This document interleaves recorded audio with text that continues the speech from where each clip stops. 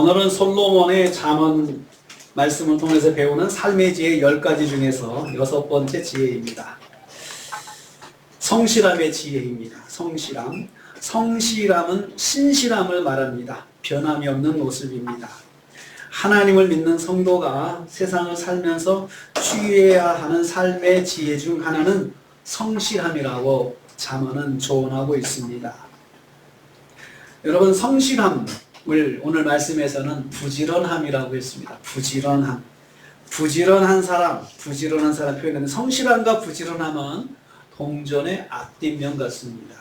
그래서 같이 가는 행동이 성실함과 부지런함. 성실한 사람이 부지런한 사람이고 부지런한 사람이 성실한 사람이다 라고 그렇게 말을 할 수가 있습니다. 같은 의미로 사용되지만 강조하는 부분이 다릅니다. 성실함은 책임감을 강조하고 부지런함은 행동을 강조합니다.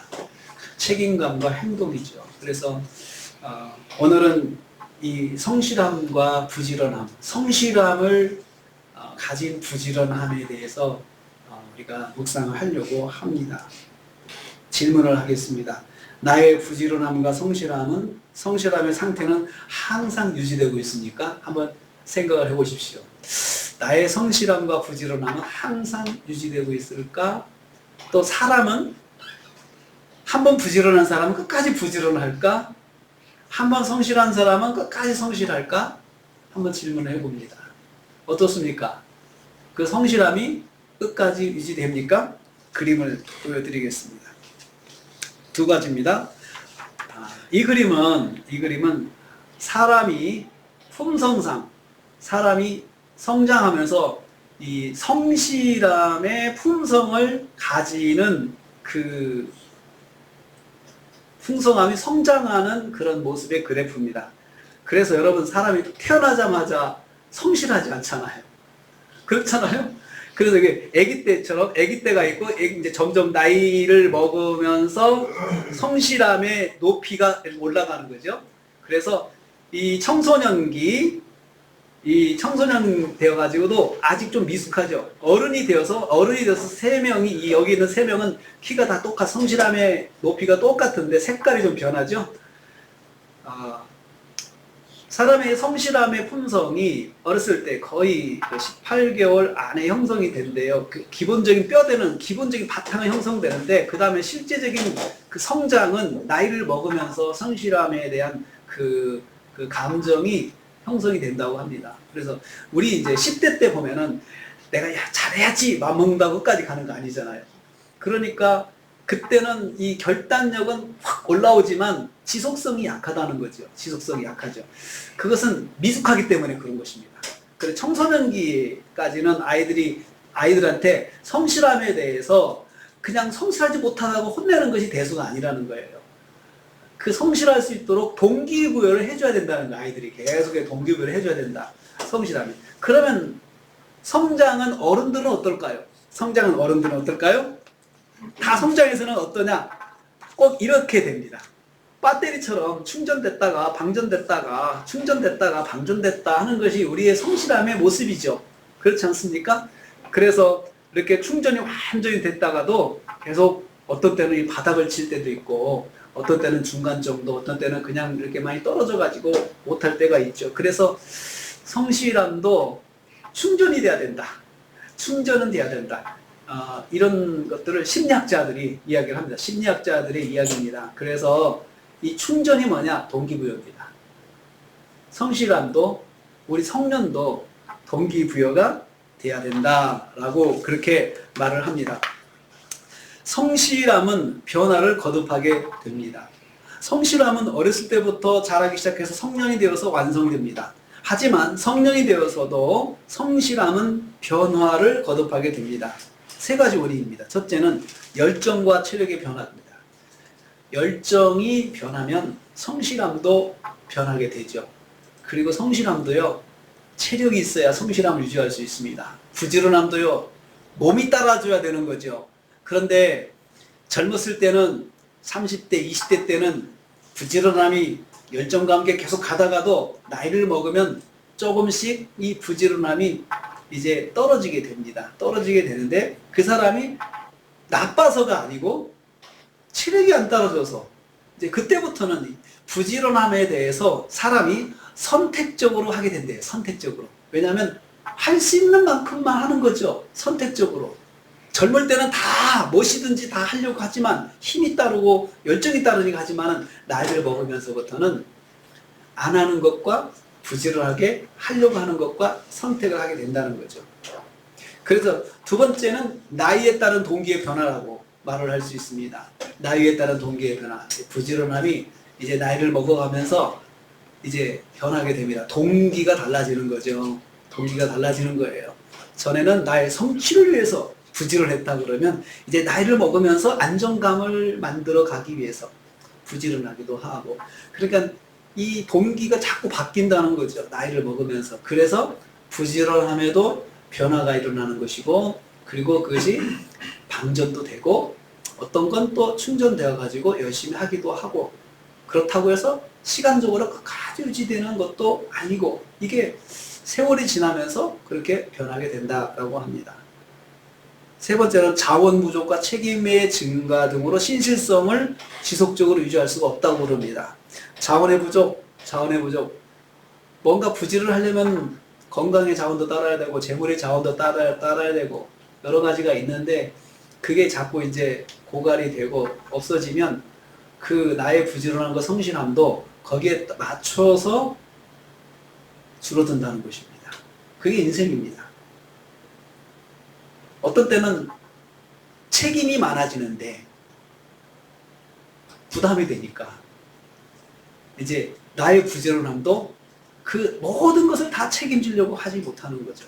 책임지지 못하고 선택적으로 책임만 져야 돼. 선택적인 책임을 이제 선택하게 되면 부지런함도 옛날 같지 않게 된다는 것입니다. 결론적으로 말씀드리면 우리의 부지런함과 성실함은 항상 똑같지 않다는 거죠. 그것은 죄의 측면에서 말씀드리는 것이 아니고 잘못됐다 아니고 인생이 그렇다는 것입니다. 이게 심리학자들의 분석입니다. 심리학자들의 분석이 우리 사람은 그렇게 변한다. 책임감에 대해서, 그리고 성실함에 대해서, 부지런함에 대해서 이렇게 변할 수밖에 없는 것이 인생이다 라고 말을 합니다. 그럼에도 불구하고 솔로몬은 사랑하는 자녀들에게 권면합니다. 오늘 말씀 보겠습니다. 12장 24절입니다. 솔로몬이 부지런하라고 권면하고 있습니다. 같이 읽습니다. 시작. 부지런한 자의 손은 사람을 다스리게 되어도 게으른 자는 불임을 받느니라. 여기 말씀 보면 부지런한 사람은 사람을 다스리게 된다 이렇게 표현하지 않고 부지런한 자의 손이 사람을 다스리게 된다 이렇게 표현하고 있습니다. 사람이 다스리는 게 아니고 손이 다스린다라고 표현을 했잖아요. 이 문자는 어다르고 아다르입니다. 왜 손이 다스린다고 했을까? 이게 무슨 뜻일까요? 손은 직접적인 다스림을 말합니다. 간접적으로 누구를 시켜서 다스리는 것이 아니고 자기가 직접 다스린다는 거죠. 자기에게 직접 와닿는 다스림이에요. 자기가 직접 관여하는 다스림인 거죠. 이것은 사회적으로 성공하는 사람이 된다는 것입니다. 이 사람이 직접적으로 사회적인 리더가 되고 성공하는 사람이 된다. 부지런함이 사람을 사회적으로 성공하는 사람이 되게 한다는 것입니다. 다 동감하시죠? 공감하시죠? 부지런함이 사람을 사회적으로 성공하는 사람이 되게 만든다는 것은 대부분의 사람들이 이야기하는 그 원리입니다. 그러면 부지런함이 뭘까요? 부지런함. 성경에 말하는 부지런함. 그래서 부지런함은 히브리어로 하루츠라고 하는 말을 씁니다. 하루츠라는 말을 쓰는데 이 말은 여러 가지로 번역이 됩니다. 몇 가지 단어로 번역되는, 첫째는 이 하루츠라고는 날카로움과 예리함을 하루츠라고 합니다. 그러니까 이 말이 어떻게 부지런하다는 말과 연결이 될까요? 한번 생각을 해보십시오. 날카로움과 예리함이 바로 부지런함이라는 단어로 해석이 되는 거예요. 뭘까요? 그냥 맹목적으로 열심히 하는 것이 아니고 칼을 예리하게 가려면 어떻게 심혈을 기울여야 되잖아요. 심혈을 기울여가지고 나를 세워야 되잖아요. 나를 세워야 되잖아요. 그런 것처럼 이 부지런함 자체가 심혈을 기울여 가지고 집중해서 움직이는 걸 말합니다. 동작하는 거죠. 그냥 뭔가를 그냥 아무 생각 없이 열심히 하는 것이 그것이 부지런한 것이 아니고 나를 세우는 것처럼 예리한 나를 세우는 것처럼 심혈을 기울여서 집중해서 목표를 가지고 움직이는 것 이것이 부지런한 것입니다. 또 두 번째는 정금. 정제된 금을 의미할 때 하루주가 사용됩니다. 그러니까 정제된 금도요 그냥 광석을 캐가지고 그냥 금이다 하는 것이 아니고 그것을 잘 재련하잖아요. 그래가지고 불순물 제거하고 해서 진짜 금만 남도록 하려고 하면은 이 작업을 하는 사람이 굉장히 집중해서 불순물을 제거하기 위해서 노력하고 힘쓰는 걸 말합니다. 그래서 하루주가 부지런하다는 말로 사용이 된다는 것입니다.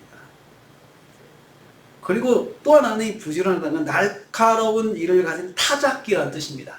날카로운 일을 가진 타작기. 타작기가 날카로워야 예리해야 그 곡물을 탁탁 뜯어낼 수가 있거든요. 무디면은 힘이 들어요. 타작기가 날카롭지 않으면은 예리하지 않으면은 그 하는 사람이 굉장히 힘들거든요.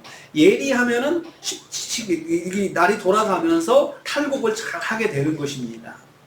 그런 것처럼 이 부지런하다고 하는 것은 그 나를 세워서 날카로운 타작기를 만드는 것처럼 아주 심혈을 기울여 가지고 집중해서 그리고 시간을 들여서 행동하는 것이 부지런한 것이다 라고 성경은 말씀하고 있습니다. 그래서 부지런함은 열심히 공을 들여서 최상의 결과를 만들어내고자 수고하는 것입니다. 그게 부지런한 것입니다. 솔로몬은 사랑하는 자녀들이 부지런한 사람이 되기를 바랬습니다. 장차 하나님 나라를 통치하는 하나님의 자녀로서 부지런한 사람이 되어야 한다고 강조하였습니다. 그래야 진정으로 사람을 다스릴 수 있는 자가 된다는 것입니다. 부지런함, 하루쯤은 나라를 다스리는 통치자에게 아주 중요한 행동 양식입니다. 솔로몬은 하나님 나라를 통치하는 자녀들에게 부지런함을 구비할 것을 강권했습니다. 하나님 나라를 다스리는 하나님 나라의 통치자들은 하루쯤 해야 된다. 하루쯤 해야 된다. 그냥 뭔가를 그냥 아무 생각 없이 열심히 하는 것이 아니고 목표를 가지고 그리고 집중해서 아주 예리한 칼을 나를 세우는 것처럼 아주 반복적으로 그리고 열심히 그것을 집중해서 해야 된다라고 권하고 있습니다. 솔로몬이 자녀들에게 강권한 부지런함은 하나님 나라의 백성인 성도들에게도 요구되는 행동 양식입니다. 하나님 나라의 백성인 성도는 이 세상에서 하나님 나라를 세워가는 삶을 살아야 하는 사명을 가지고 있는 사람들입니다. 하나님 나라를 세워가는 사명은 부지런함으로 감당해야 하는 사명이라는 것입니다. 그래서 성도들에게도 부지런해야 된다고 말씀하는 거예요. 부지런해야 된다. 하나님 나라를 세워가는 것이 그냥 되는 것이 아니죠. 이 세상에서 우리가 하나님 나라를 세워가는 것, 우리의 가정도 내가 믿음으로 세워가는 것, 이거 부지런하지 않으면 안 됩니다. 부지런하지 않으면 안 된다는 것입니다. 단지 사명감 하나로만, 사명감이 있으면 되지 않느냐? 사명감 하나로 되지 않아요. 사명감은 감정이거든요. 마음의 결심이거든요. 그런데 이것이 행동으로 나타나야 된다는 거예요. 행동으로. 그게 부지런함입니다. 사명감이 행동으로 나타나야, 이게 부지런함으로 나타나야 이것을 이뤄갈 수 있다는 것이죠. 그냥 우리가 마음에 좋은 마음 가지고 있다고 해서 그것이 좋은 것은 아니잖아요. 다 좋은 건 아니잖아요. 내가 좋은 마음 갖네, 내 마음은 그래 라고 말을 하면 변명받게 되지 않잖아요. 내 마음이 그러면 실제로 행동도 그렇게 나가야 되는 거지 않겠습니까? 그것이 성경에 말씀하는 것입니다. 그냥 사명감, 하나님 나라를 세우자, 사명감, 으쌰 이것이 중요한 것이지만, 그것도 중요하지만 그것보다 더 중요한 것은 하루쯤 부지런함을 가지고 행동을 취해야 한다는 것입니다. 내가 공부를 하겠다, 열심히 하겠다, 이거 하나로 되지 않잖아요. 공부 열심히 할 거야. 그것보다 더 중요한 게 뭐예요? 그러면 부지런해야 되잖아요. 노력해야 되잖아요. 부지런함, 하루쯤가 반영이 돼야 내가 공부를 해야겠다라고 하는 결심이 열매로 나타나는 거잖아요. 그리고 그것이 이제 나를 만족시키잖아요. 그리고 그냥 그냥 공부한다고 되는 것이 아니고 하루쯤이라는 단어가 있는 것처럼 정근을 만들듯이 칼을 예리하게 세우듯이 나를 세우듯이 뭔가 계획과 그리고 지속성과 그리고 또 노력함이 있어야 된다는 거죠. 이 부지런하다는 게 바로 그런 것을 말하고 있습니다. 하나님을 믿는 성도는 모든 일에 세상 사람들보다 부지런해야 합니다. 성도는 세상을 살면서 삶의 부지런함을 가지고 살아야 되는 사람들이죠. 그래서 그냥 우리가 보통 사람들도 사람이 좀 게으르다. 그럼 좀 좋은 표현은 아니잖아요. 예수 믿는 사람이 게으르다. 이 말은 이건 본인만 비난받는 게 아니고 하나님까지도 비난을 받는 것입니다. 하나님 믿는 사람이 왜 저래? 라고 말할 때 삶의 패턴이 게으르면 그것도 영광을 가리우는 것이 된다는 것이죠. 그러면 왜 우리는 세상 속에서도 부지런해야 합니까? 왜 우리가 세상 속에 부지런해야 합니까? 신명기 7장 9절 말씀 읽겠습니다. 신명기 7장 9절 말씀. 창세기 출애굽기 민수기 신명기.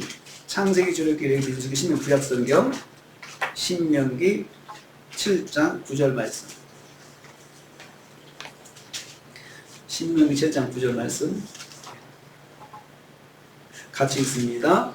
그런즉 너는 알라 오직 내 하나님 여호와는 하나님이시요 신실하신 하나님이시라. 그를 사랑하고 그의 계명을 지키는 자에게는 천대까지 그의 언약을 이행하시며 인애를 베푸시되. 여러분, 우리가 왜 세상 속에서 부지런해야 하냐면요, 우리가 믿는 하나님, 우리를 부르신 하나님께서 부지런하시기 때문에 그렇습니다. 여기 신실하시다고 했죠. 여호와는 신실하신 하나님이다. 신실하신 하나님은 책임감을 가지고 일하시는 하나님을 의미합니다. 약속하신 말씀에 대해서 책임감을 가지시고 최고의 결과를 안겨주시는 하나님이십니다. 하나님의 약속의 말씀을 이루시기 위해서 하나님도 부지런히 일하시는 하나님이십니다.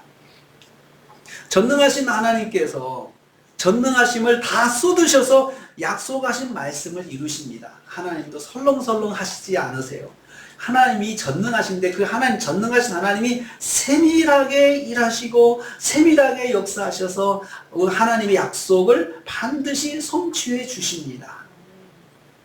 그리고 세밀하게 간섭하시고 세밀하게 확인하시고 이끌어 주셔서 하나님의 약속의 말씀을 이루어 주십니다. 그래서 하나님의 부지런하심은 하나님의 말씀을 의지하는 하나님의 백성들에게 천대에 이르도록 변함없게 하신다고 말씀하셨습니다. 그를 사랑하고 그의 계명을 지키는 자에게는 천대까지 그의 언약을 이행하신다. 여러분, 천대까지 언약을 이행하신다고 하는 것은 변함없이 다음 때 1대, 2대, 3대, 4대 계속해서 변함없이 하나님께서 하나님의 약속을 이루어 가시는 거죠. 그의 조상들은 다 세상에 없어도 그 800대 후손은 그 조상이 어떻게든 기억할 수도 없을 것입니다. 우리가 보통 고조 증조까지만 기억하죠. 이름도 기억할 수 있지만 그 이유는 누구신지 잘 알지도 못하잖아요. 그럼에도 불구하고 하나님께서는 다 기억하시고, 잊었으니까 너는 기억하지 못하니까 그냥 약속을 싹 바꿔도 되지 않겠어요? 그런데 하나님께서는 기억하신다. 기억하시기에 부지런함이 있으시죠. 성실하심이에요. 부지런하심. 하나님은 하나님을 사랑하는 백성에게 부지런하심으로 천대까지 약속을 이행하시겠다라고 말씀하셨습니다.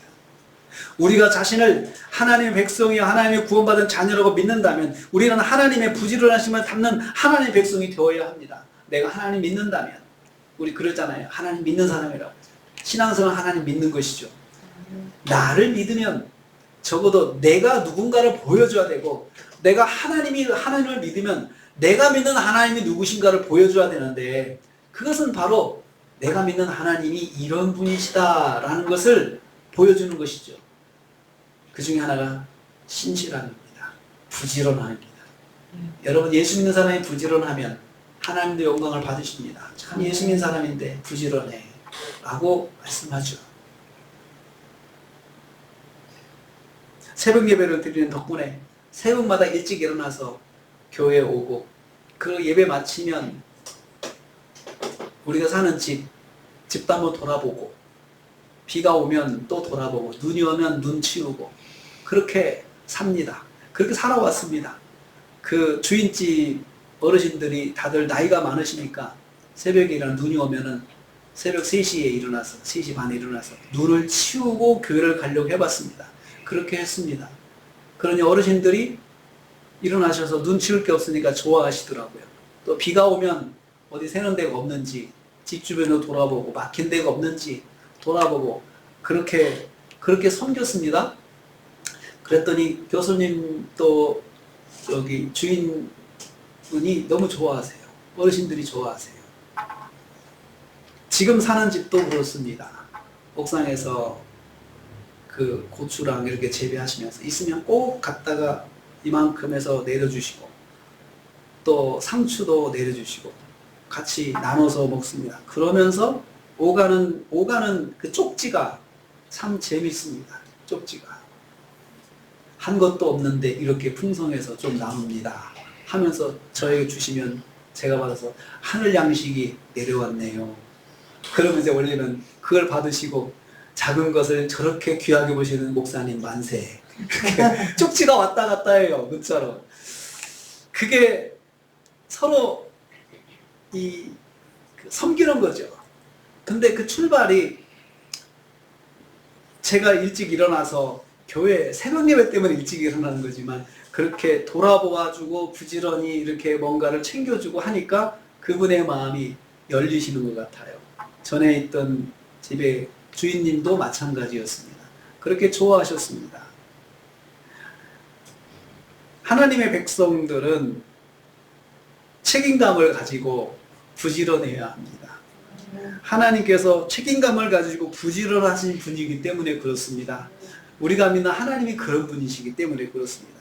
여러분 어떻게 보면 우리가 전도할 때 복음을 전할 때 예수 믿고 구원받으세요. 그렇게 해서 우리가 복음을 전해야 되는 거거든요. 그렇지만 말로 복음을 전하는 것도 중요하지만 우리의 생활이 복음이 되면 더 영향력이 있더라고요. 생활이 복음이 되면 내가 말은 예수 믿으세요 하면서 뭔가 그분이 상식적으로 이해가 되지 않는 행동을 내가 자꾸 반복적으로 행하게 된다고 그러면 내가 전하는 복음이 황금 같은 복음이라 하더라도 그분들은 그것을 받아들이지 않더라고요. 이게 세상에 어울리지 않습니까?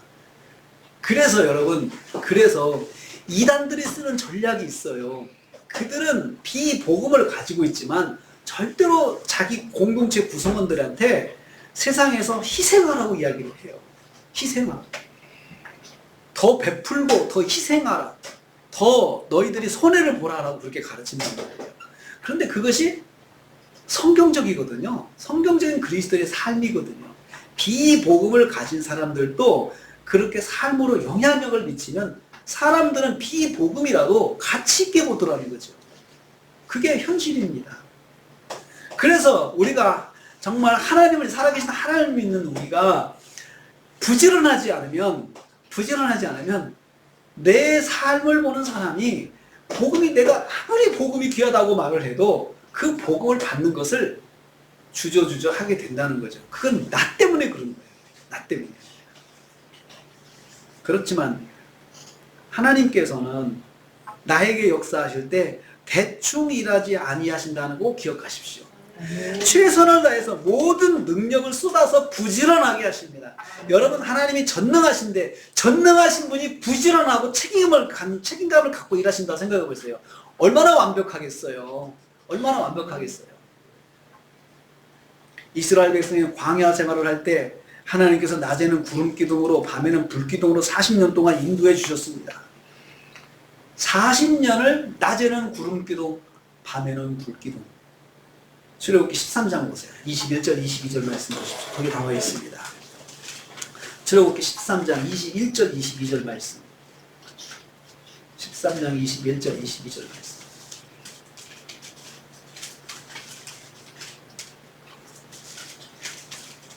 창세기 출애굽기 13장 22절 같이 읽습니다. 21절 22절 시작. 여호와께서 그들 앞에서 가시며 낮에는 불기둥으로 그들의 길을 인도하시고 밤에는 불기둥을 그들에 비추사 낮이나 밤이나 진행하게 하시니 낮에는 구름기둥 밤에는 불기둥이 백성 앞에서 떠나지 아니하니라. 여러분 구름기둥과 불기둥의 기능이 두 가지가 있어요. 구름기둥의 기능 두 가지. 첫째는 길을 안내해 주는 거죠. 방향 역할을 하고, 두 번째는 구름이 그늘 역할을 해줬어요. 그러니까 구름으로 그늘 역할을 해서 그늘을 사막에서 그늘을 만들어줘 가지고 시원하게 만드셨어요. 시원하게. 그쪽에 그 성지순례 가보면 그 광야에서 그늘 하나는 정말 사람의 생명줄입니다. 그렇게 뜨거운데도 그늘 밑에 들어가면 시원합니다. 건조하기 때문에 그늘만 있으면 시원하더라고요. 그래서 나무 그늘 하나가 정말 오아시스 역할을 하는 게 생명줄 역할을 하더라고요. 그런데 여러분 생각해 보세요. 40년 동안에 200만의 사람들이 그늘 밑에 있게 하셨어요. 그늘 밑에 있게 하셨어요. 그러면 그 많은 사람들이 그늘 아래에 있으려면 얼마나 두텁고 얼마나 폭이 넓게 그늘을 만들어 주셔야 할까요? 그런데 하나님께서 잠깐 피곤하셔서 구름층을 얇게 하셨다. 그래서 10분의 1 사람들이 구름에 노출되었다. 이 햇볕에 노출되었다. 얼마나 원망하겠습니까? 밤에는 불기둥 역할을 했어요. 불기둥은 밤에도 역시 길을 안내해주는 방향타 역할을 했고, 또 하나는 사막에 있는 저녁에 일교차가 크기 때문에 영하로 내려가는 날씨 가운데 백성들이 따뜻하게 할 수 있는 난로 역할을 했어요. 불기둥이 난로 역할을 했어요. 그것도 한번 생각해 보세요. 200만의 사람들이 다 따뜻하게 잠을 자게 하시려면 어떻게 하겠어요? 그냥 그 층을 두껍게, 그리고 그들이 있는 층을 다 덮어가지고 따뜻하게 하늘에서 마치 백화점에서 막 뜨거운 바람이 겨울에 나는 것처럼 뜨겁게 따뜻하게. 너무 뜨거우면 어떻게 돼요? 뜨거우면 안 돼요. 또 온도가 너무 또 바람이 온기가 약하면 어떻게 돼요? 추워요, 추워. 하나님께서 적당하게 하려면 얼마나 부지런하셔야 될까요? 얼마나 세밀하셔야 될까요? 모든 사람, 어린아이는 어린아이대로 부족함이 없게 다 집안이 곳곳대로 그 중앙에 있는, 공동체 중앙에 있는 사람들, 외곽에 있는 사람들, 이런 사람들이 다 골고루 온기를 가져갈 수 있도록 하나님께서 하셔야 된다죠. 그 난방 관리만 해도 얼마나 힘듭니까? 그래서 여러분, 난방 관리사가 따로 있지 않습니까? 아파트마다? 아무한테나 맡기지 않잖아요. 그렇게 그 많은 수천 세대가 있는 데서도 어떤 데서는 난방이 안 들어온다 민원 들어가죠. 하나님께도 그런 일이 있지 않을까요? 잘못하면. 근데 하나님께서 광야를 지내면서 백성들이 거기에 대해서 불평하지 않았습니다. 40년을 한결같이 구름기둥과 불기둥으로 이스라엘을 인도해 주셨습니다. 매일 구름기둥과 불기둥이 약해지거나 강해지지 않게 해주셨습니다. 매일 이스라엘 백성을 보호하기에 적당하게 유지해 주셨습니다. 하나님께서 부지런하게 일하신 결과입니다. 저는 부지런하게 일하셨다고 생각을 해요. 어떤 분은 그렇게 하나님이 전능하시니까 오토로 딱 걸어놓고 있으면 되지 뭐. 여러분, 하나님이 전능하시니까 오토로 걸어놓는다. 그러실까요? 성경 보면은 매일매일 새롭게 만나와 메추라기 내려주셨는데, 여러분 그 다음에 먹는 건 어떻게 했습니까? 출애굽기 16장 13절 14절 보세요. 16장 출애굽기 16장 매일 아침 만나 저녁엔 메추라기로 먹이셨습니다.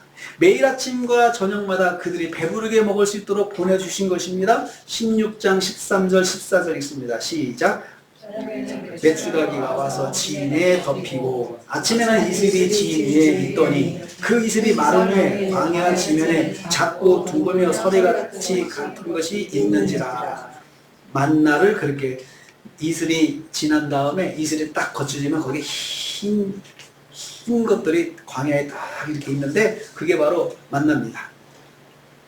저녁에는 육식을 하게 해서 고기를 구워 먹게 하셨습니다. 메추라기를 먹게 하시고 아침에는 그 야채, 식물성 음식을 먹게 했습니다. 만나를 먹게 하셨습니다. 40년을 한결같이 16장 15절 보세요. 16장 15절 시작. 사람이 사는 땅에 이르기까지. 출애굽기 16장 15절 시작. 사람이 사는, 아닙니까? 이스라엘 자손이 이스라엘 시작. 이스라엘 자손이 보고 그것이 무엇인지 알지 못하여 서로에게 이것이 무엇이냐 하니 모세가 그들에게 이르되 여호와께서 너희에게 먹게 하신 양식이라. 양식이라. 이것을 그 다음에 40년 동안 출애굽기 16장 그 찾아보세요. 35절. 예. 35절. 15절에 35절. 시작. 이스라엘 자손이 40년 동안 만나를 먹었으니 곧 가나안 땅 적경에 이르기까지 그들이 만나를 먹었더라. 40년 동안 주셨다는 거예요. 40년 동안 하나님께서. 여러분 40년 동안 마르지 않게 아침과 저녁으로 만나와 메추라기, 아침에는 만나, 저녁에는 메추라기를 하나님께서 40년 한결같이 보내주셨어요. 200만의 사람들이 먹을 수 있도록 하셨다는 거죠. 여러분 이러한 하나님의 신실하심 한 번도 한 사람도 굶은 사람이 없게 만드셨죠. 이게 바로 하나님의 하루쯤이다. 세밀하게 정확하게 부지런히 일하신다. 세밀하고 정확하게 신실하시고 부지런하신 하나님은 우리를 구원하시려고 구원의 사건을 신실하게 세밀하게 정확하게 이루셨습니다. 다윗의 자손으로 오시겠다는 하나님의 구원의 계획을 정확하게 신실하게 이루셨습니다. 여러분 이 하나님의 구원의 계획은 창세기 3장 15절부터 시작을 합니다. 거기 보면 여자의 후손을 통해서 하나님께 구원의 역사를 이루시겠다고 약속하셨는데 바로 이 여자의 후손은 나중에 예수 그리스도 마리아를 통해서 오실 예수 그리스도를 예고하는 말씀이죠. 바로 여자는 마리아를 말하고 후손은 예수 그리스도를 말하는 것입니다. 창세기 3장 15절 말씀 한번 보세요. 창세기 3장 15절 하나님께서 구원 계획을 정확하고 신실하게 하루쯤 하신 것을 한번 보겠습니다. 같이 읽습니다. 시작. 내가 너로 여자와 원수가 되게 하고 내 후손도 여자의 후손과 원수가 되게 하니 여자의 후손은 내 머리를 상하게 할 것이요 너는 그의 발꿈치를 상하게 할 것이라 하시고 여기 보면 여자의 후손 이렇게 나오잖아요. 여자의 후손 이것은 하나님께서 타락 이후로 아담의 타락 이후로 뱀을 심판하실 때 하신 말씀이거든요. 여기서 여자의 후손은 바로 예수 그리스도를 말합니다. 창세기 12장 3절을 읽습니다. 창세기 12장 3절 아브라함에게 하신 그 축복의 말씀에 이어집니다.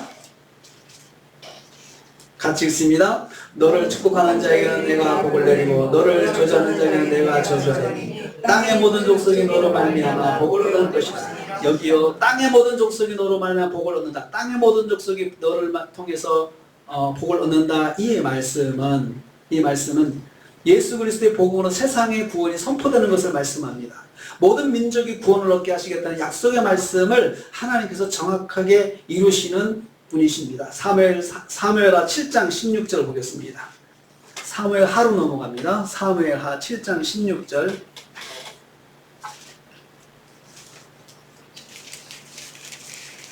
사무엘하 7장 16절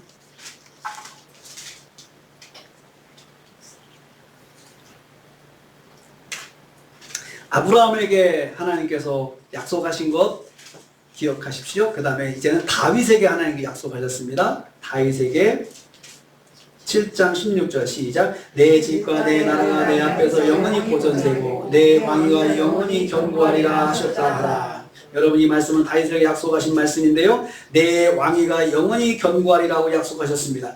다윗의 왕위가 영원히 유지된다는 말씀인데요. 여러분 다윗의 왕위는 이스라엘 백성이 망하면서 왕권 다 끊어졌습니다. 실제적인 혈통적인 왕권은 다 끊어졌어요. 이스라엘이 망하면서 다윗의 아들들 통한 왕좌가 나라가 회복되지 않았습니다. 그런데 여기서 보면 왕위가 영원히 유지된다라고 말씀하셨는데 이것은 영적인 왕권입니다. 다윗의 왕위는 영원하신 예수 그리스도 통해서 이루어질 하나님 나라의 왕권을 말씀하는 것입니다. 그래서 다윗의 자손 중에서 예수님이 오셔서 왕으로 오셔서 세상의 왕으로 오셔서 그 왕위가 다윗의 자손으로서의 왕위가 계속해서 영원히 유지될 것을 여기서 말씀하고 있습니다. 하나님 나라의 왕권을 예언하는 말씀입니다. 이사야서 7장 14절 말씀입니다. 이제 여자에 대한 이야기가 나옵니다. 이사야서 7장 14절 말씀. 이사야서 7장 14절 말씀.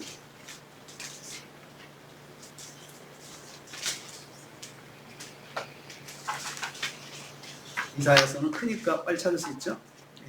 7장 14절 시작. 그러므로 주께서 친히 징조를 너에게 주실 것이다. 보라, 처녀가 잉태하여 아들을 낳을 것이요 그의 이름을 임마누엘이라 하리라.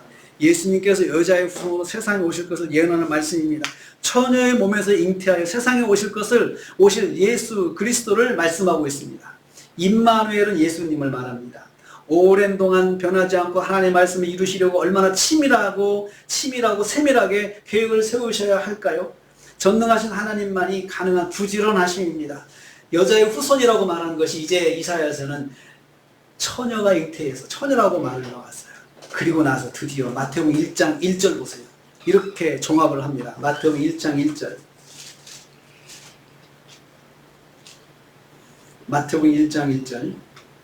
시작. 아브라함과 다윗의 자손 예수 그리스도의 계보라. 여러분, 이제 마태복음이 딱 처음 시작할 때 그렇게 아브라함과 다윗의 자손, 제가 창세기 12장에 아브라함에게 주실 땅의 모든 민족이 너로 인해서 복을 받는다, 그 말씀을 읽은 이유가 여기에 있어요. 아브라함과 다윗의 자손. 다윗, 하나님께서 영원한 왕권을 다윗의 자손을 통해서 이루시겠다고 한 그 말씀이 여기 마태복음 1장 1절에 딱 모아가지고 아브라함과 다윗의 자손 예수 그리스도라고 말씀하고 있습니다. 그러면 처녀에 대한 이야기, 여자의 후손이라는 이야기는 마태복음 1장 16절에 있어요. 1장 16절. 1장 16절. 시작. 야곱은 마리아의 남편 요셉을 낳았으니 마리아에게서 그리스도를 칭하는 예수가 아니라 여자의 후손이 결국은 마리아로 딱 이름이 고정이 됐어요.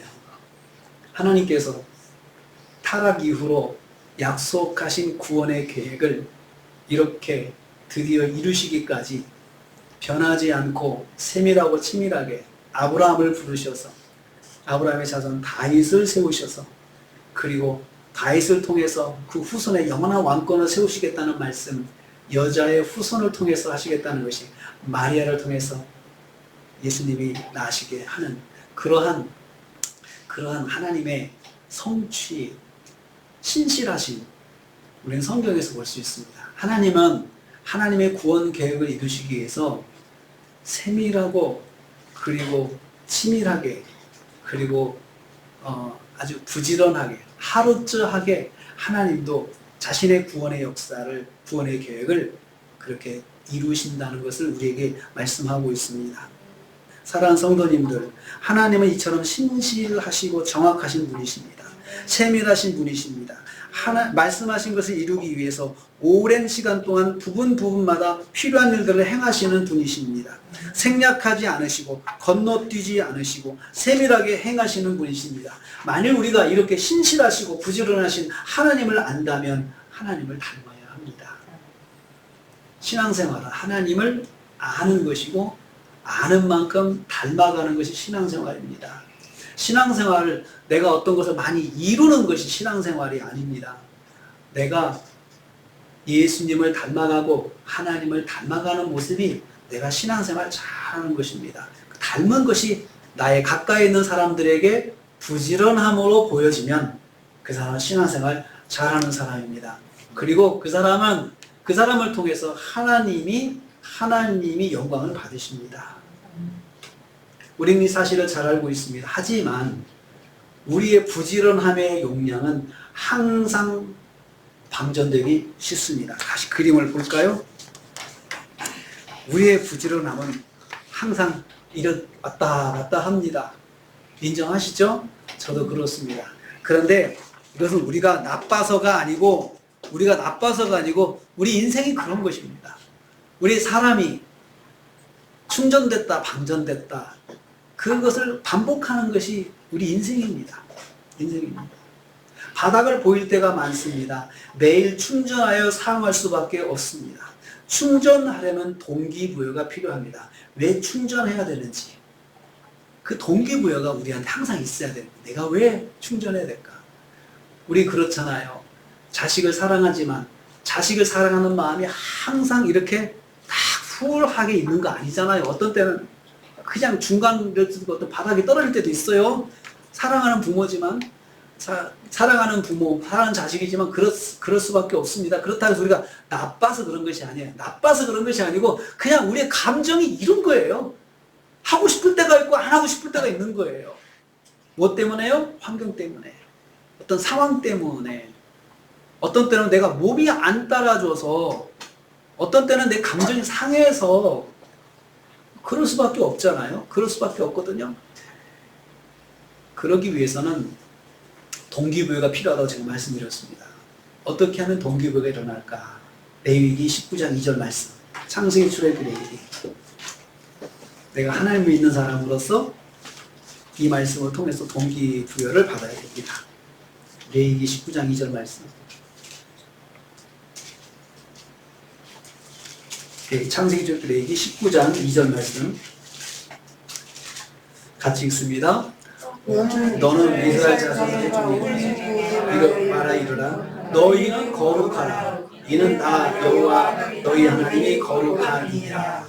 하나님께서 이스라엘 백성에게 명령하셨으니 너희는 거룩하라고 하셨습니다. 이유는 나 여호와 너희 하나님이 거룩하기 때문이다라고 했습니다. 마찬가지입니다. 하나님을 믿는 우리는 신실하고 부지런해야 합니다. 왜냐하면 우리가 믿는 하나님께서 신실하시고 부지런하시기 때문입니다. 우리가 하나님 믿는 믿음을 가지고 있다면 우리는 당연히 하나님을 닮아야 합니다. 신앙생활은 하나님을 알고 하나님을 닮아가는 삶이기 때문입니다. 예수 믿는 신앙생활이라고 하는 것은 우리가 예수님의 제자가 된다는 것을 말합니다. 제자가 된다는 것은 예수님을 닮아가는 것을 말합니다.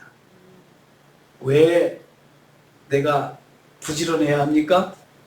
내가 믿는 하나님이 부지런하시기 때문에, 그리고 하나님께서 너도 부지런해라 그렇게 말씀하셨기 때문에 부지런해야 합니다. 오늘 말씀으로 돌아갑니다. 잠언 12장 24절 말씀입니다.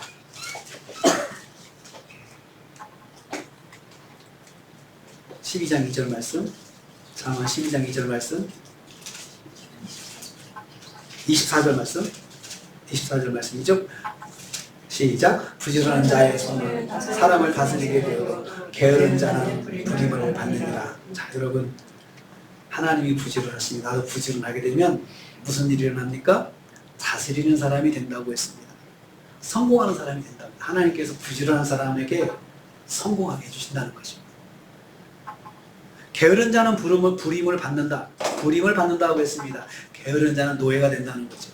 게으른 자는 노예가 된다. 노예처럼 매이는 삶을 살게 된다는 것이죠. 성실함으로 부지런함은 하나님의 백성의 성공 공식입니다. 하나님께서 그 사람을 다스리는 자가 되게 하실 것이기 때문에 그렇습니다. 첫 번째 동기는 하나님께서 부지런하시니까 나도 부지런해야 된다. 두 번째 동기는요.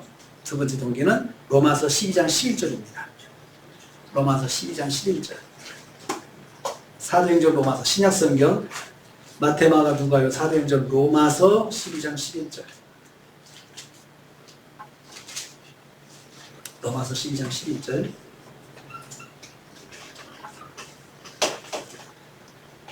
같이 읽습니다. 부지런하여 게으르지 말고 열심을 품고 주를 섬기라. 여러분, 이 말씀은 12장 앞에 1절부터 쭉 해서 읽어야 돼요. 근데 앞에 말씀 보면은 어떤 말씀이 있냐면은 거기 은사에 대한 이야기 쭉 나와요. 그러면서 우리가 한 몸에 여러 지체가 있다 하면서 각 지체들이 한 몸이 되어서 일해야 된다. 한 몸이 되어야 된다고 이야기했죠. 자, 각 지체들이 부지런하고 게으르지 않아야 건강한 몸을 이룰 수가 있습니다. 여러분, 우리 몸의 기관들이 한 기관이 나는 좀 쉴 거야 하고 멈춰보세요. 어떻게 되겠어요? 그런 병원 가야 돼요. 그런데 멈춰도 조금 치료하면 될 게 있고 안 되는 게 있잖아요. 예를 들어 심장이 멈췄다. 너무 힘들어. 나 좀 쉴 거야. 심장이 쉬면 어떻게 돼요? 죽음이잖아요. 그거 말하고 있습니다.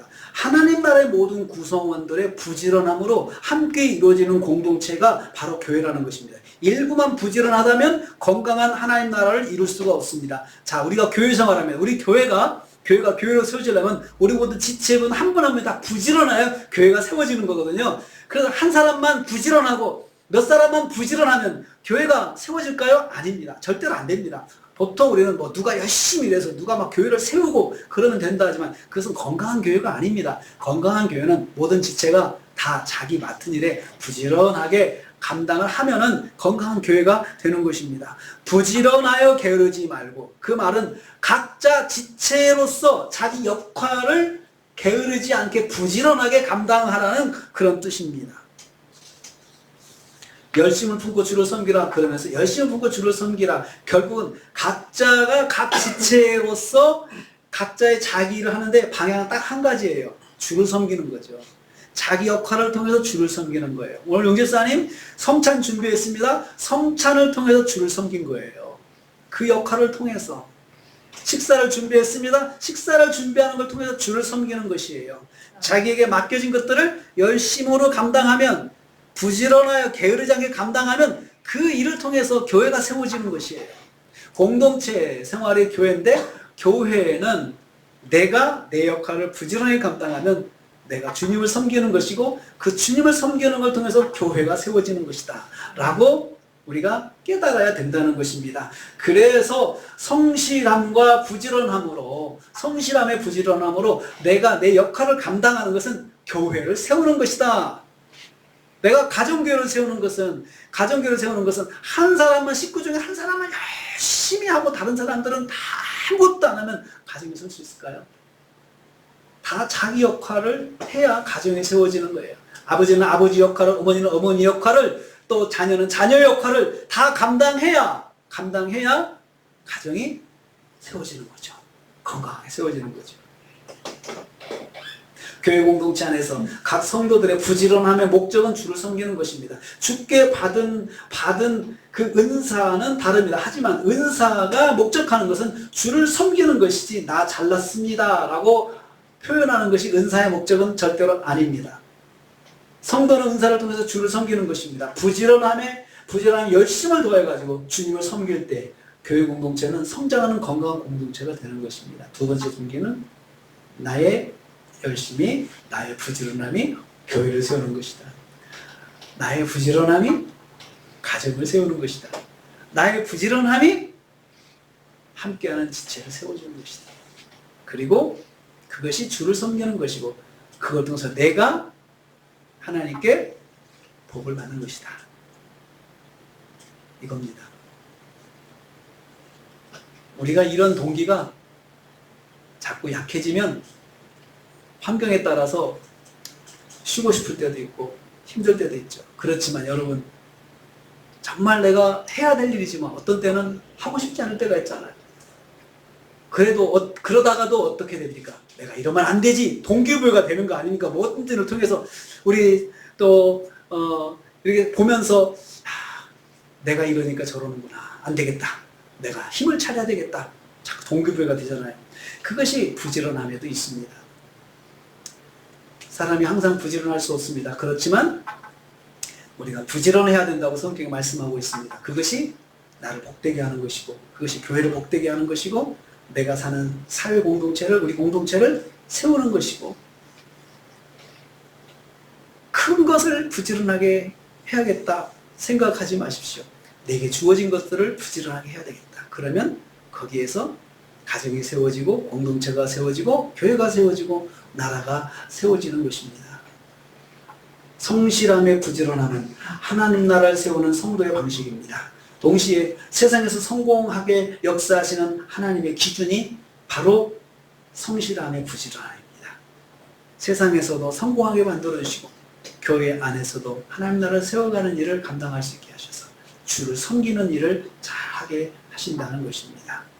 하나님처럼 신실함의 부지런함을 최선으로 행하는 인생이 되시길 주님의 이름으로 축복합니다. 기도하겠습니다. 주님, 오늘은 부지런함의 지혜에 대해서 말씀해 주셨습니다. 우리는 마땅히 하나님 나라의 백성으로서 성실의 부지런함을 가지고 있어야 하지만 우리는 늘 방전된 상태로 살고 있음을 고백합니다. 우리에게 날마다 부지런함을 회복해야 하는 충전의 동기를 말씀해 주셨습니다.